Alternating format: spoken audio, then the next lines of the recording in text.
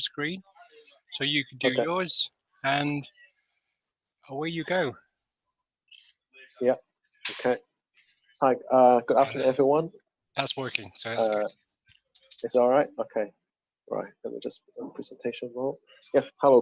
Good afternoon, everyone. My name is Derrick. As Chris said, I work for Network Rail as a senior asset engineer in the asset management team in the southern region. So today I will briefly introduce what does Network Rail do and my journey to Network Rail, and hopefully you have some question to ask me at the end of the presentations. So without further ado, just explain a little bit about Network Rail. So we own and operate British railway infrastructures. So our role is to provide a safe, reliable, and efficient railway while growing and upgrading the network to better serve passengers and freight. So as you can see, we cover the whole UK. We have roughly around 20,000 miles of track. We have quite a lot, nearly 30,000 bridges and viaducts. We also have level crossing and points. We also have signals to control the train, and we also have tunnels as well, which go through mountains. So I'm based near London, so I look after the Sussex and Kent area in the UK. So just briefly about myself. So I went to school in here in GCSE and A-level at Ashby School, which is based in Leicestershire. So I got my GCSE result and I moved to my AS and A-level in 2007. So once I finished school at Ashby School and got my grade, I went to University of Sheffield, which studied computer system engineering, which basically involved around programming, around electrical engineering and system engineering. Then I graduated in 2010, June 2010. Then I was lucky enough to join the Network Rail graduate scheme in 2010, straight after my graduation.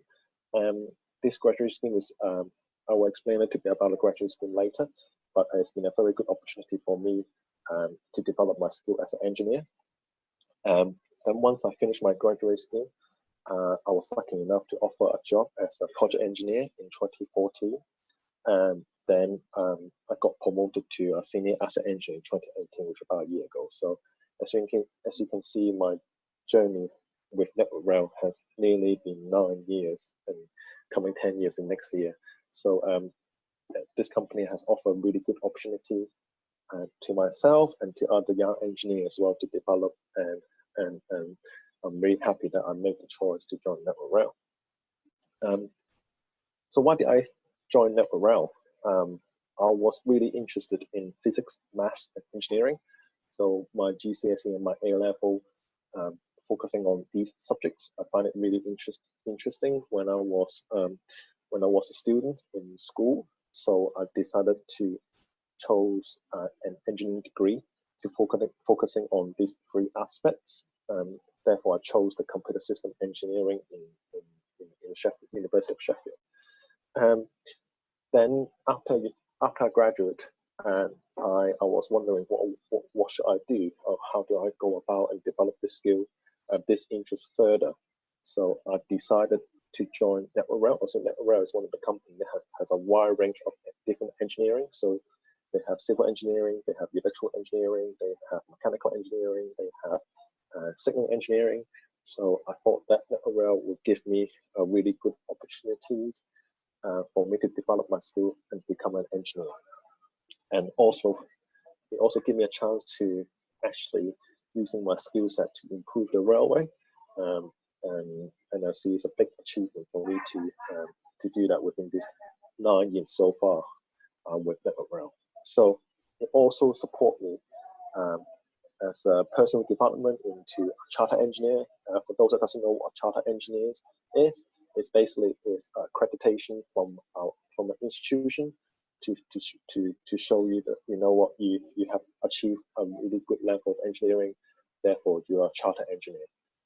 So it's a very good milestone to be put on your CV if you manage to get experience and skill set to become a chartered engineer and get recognized by your professional peers, or you are a good engineer, that you can make good engineering decisions and then hopefully helping the world become a better place. So what have I done during my graduate scheme? I've done quite a lot of things, as you imagine, and the Network Rail gave me a really good overall experience in the railway. So I managed to do maintenance, as you can see on the right hand side. On the photo, I've been doing some track work, and I was drilling some a few holes for on the rail as part of the maintenance work. I get to work nights, I get to work day. I get to go out with the maintenance to do frontline maintenance, which is really good. A really good experience on hands-on on an asset. Also, I get a chance to deliver projects which help us to renew our asset, that our age expired asset, that to become a more efficient, more modern railway. As you can see on the photo on the left-hand side, I was looking at an electrical cabinet, where we're due to renew. I was doing some survey work for a project. And also it's a good chance to meet with different people, really. I get to go around the business, get to understand what the business do. It does help us to understand what's not, when I first joined, it helped me to understand what Network Rail do. And I get to meet different people, I get to experience their life as well. But I don't have to join them permanently. I can experience in a short duration and to appreciate what they do on a day-to-day basis. So what's my biggest highlight so far? When I was in project, I was lucky enough to be I was lucky enough to enroll in a project to increase the power supply of our railway in the Sussex area. And my biggest achievement so far is install 4 brand new substations. For those that doesn't know what substation does, a substation is to transfer our power from from the electricity from providing from the power station to the railway. So it allows us to run train using electricity. So because we want to run more trains, so we need more substations. So my biggest achievement so far, I would say, still is at this moment, is to install 4 brand new substations in the Sussex area. And I'm really proud of what I did with the project, and hopefully in the future I will get to do more similar work like this. And I'm very proud of what I did. So that is, unfortunately, it's quite shorter than I expected. But this is the end of my presentation. If you got any questions, feel free to ask. I'm happy to answer. If I couldn't answer, and I'm sure I can find out the answer for you. Okay, so St. Mary's, if you have any questions, please can you type them into the chat facility, and Derrick will give his answers. Derrick, do you have a camera? Yes, I do, yes. Do you mind turning that on, rather than staring at a blank screen? Cheers, mate. Yeah, yes. Perfect, thank you.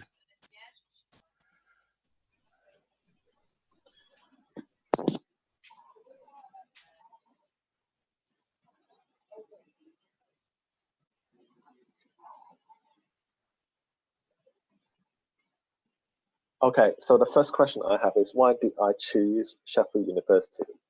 To be honest, most of our friends went to Sheffield University, and I don't want to feel lonely, so therefore I went to Sheffield University. But the second reason why I joined Sheffield University is they have a really good engineering department, especially for my degree. It's one of the best in the country, and I felt like the degree could help me to develop to a better engineer.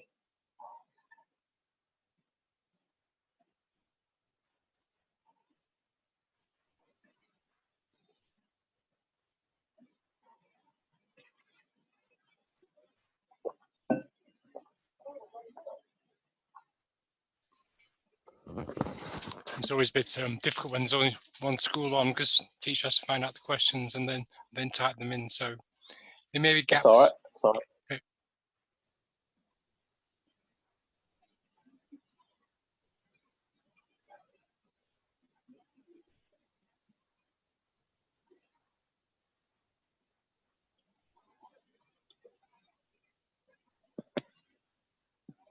So where are you based now, Derrick? I'm What about based in South I'm London? based in London. I'm based in London, central London, around London Bridge. So you're actually in central, by London Bridge. Okay, wow. Okay, sorry, Yes. another question. Okay. So how long does it take to dig out a mountain and put rail tracks in it? I believe it's a very long time. I don't know exactly how long it will take because it's not my expertise. My expertise on the electricity, on the electrical side. So I think one of I would say I don't think we have a similar project before digging out tunnels, because most of the tunnel have been already pre-dug before during when we first had the railway for a long time ago.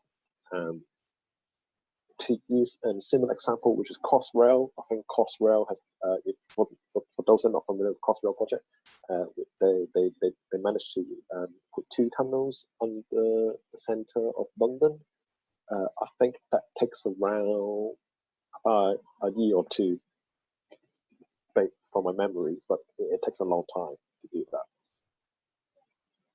So for the new railways, it's not likely that we'll be digging new tunnels from the mountain, through the mountain.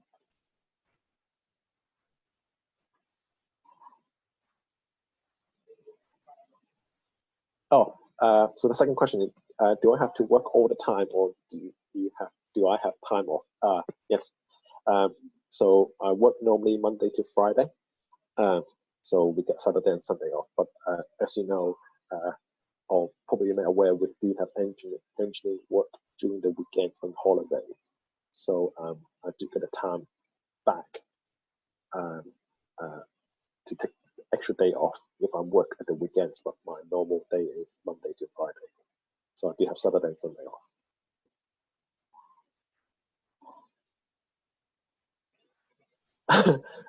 Second question. The next question is: if I'm not an engineer, what else will I do? Very interesting question. I think I probably would be a police officer. I think when I was a little kid, I always dreamed to become a police officer. So if I didn't end up being an engineer, I'll probably end up to be a police officer.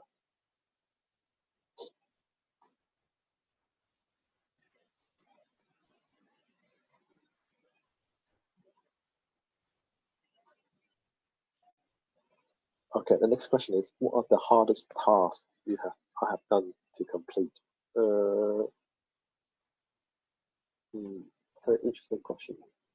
I think the hardest task I need to complete,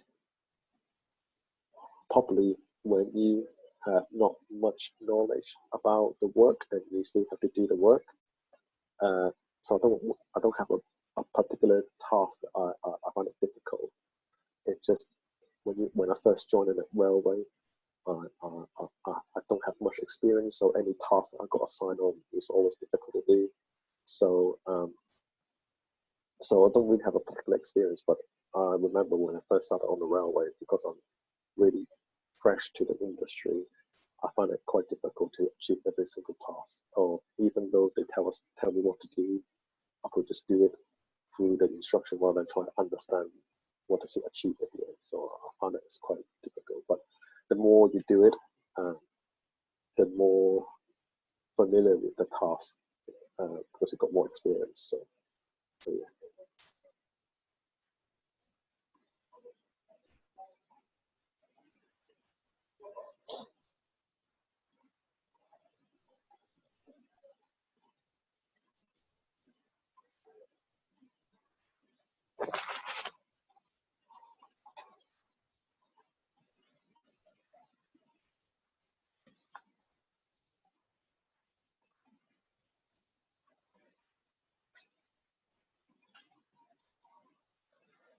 So next question is: which subject is most important for your job, math, physics, or engineering? Uh,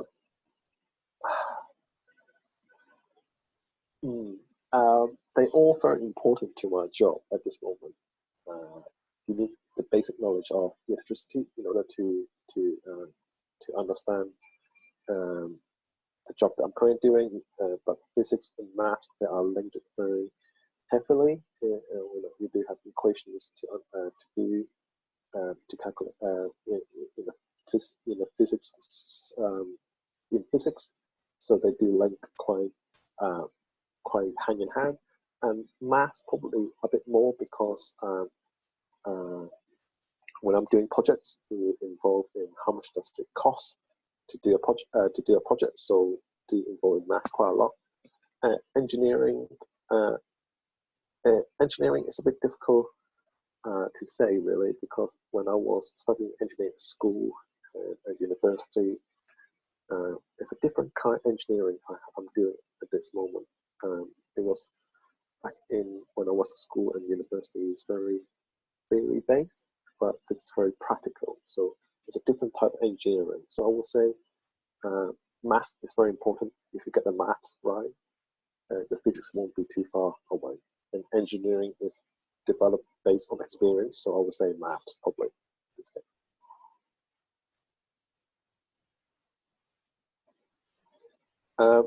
So the next question, when did I first develop an interest in engineering?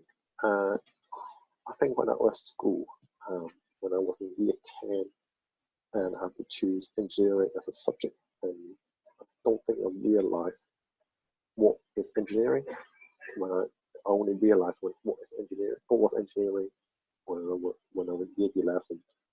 Um, then when we start doing hands-on engineering projects, which then I find it really interesting.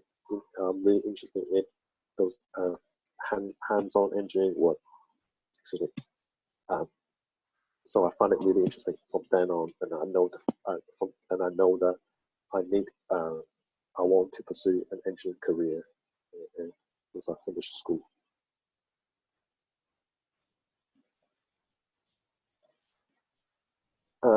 What's the next question? Was it hard work studying engineering? Um, I think it was to me. I didn't do so well at school because there's a lot of subjects that I didn't enjoy that I was forced to do. If you understand, and it got a bit better at A level because I can choose 3 subjects that I found it interesting. Um, I think to engineering it does involve maths and physics, so we sort of need to have those understanding before going to engineering. I think in university, I found it easier, but some people find it harder because it's more. It gets more difficult. But if it interests you, or it certainly did interest me, I find it easier to understand the subject. But I think the university has a different method of teaching compared to school. University allow you to think, allow you to explore your own idea, pursue your own idea to complete the job. While in school, to me, it's more like a very structural base. That is why I find it quite difficult during school when I was in school. So I enjoy university much better. But there's quite a lot of work, and university it requires a lot of your own time to study and research on projects. So, that's the bit that I enjoy the most. So, whether is it hard work or not, it is hard work, but it's very rewarding.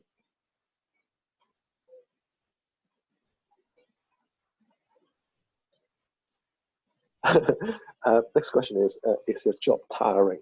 You mean physically or mentally?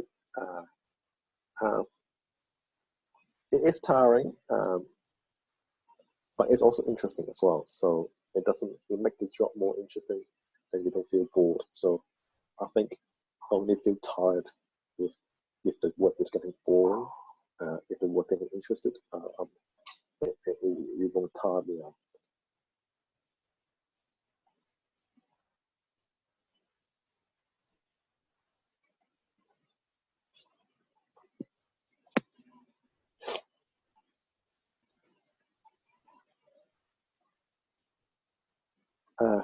So the next question: why do you choose to be a rail engineer? I don't know. I didn't really choose to be a rail engineer. I think it was happened by chance, really. I was when I just graduated.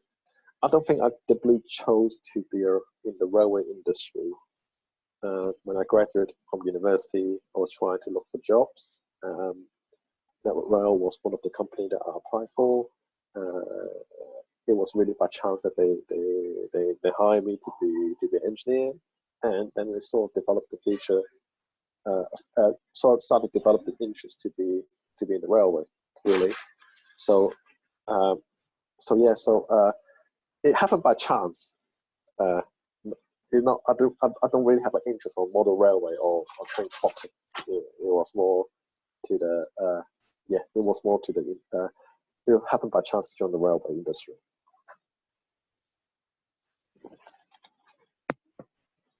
Is your job well paid? Next question is, to me, yes. It depending on how you define well paid. I would say, to me, it's sufficient enough to do what I want to do and allow me to spend the money that I want to spend on the things that I care about.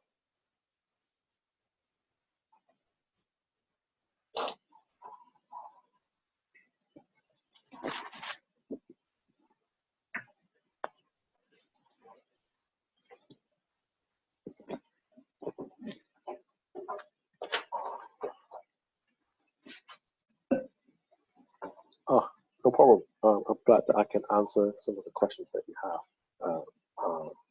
But I'm very happy to be here today. Excellent. Great, thank you.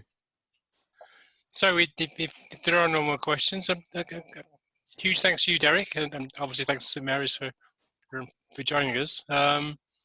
I'll send you an email shortly, Derrick, and thank you all. I'll close the meeting.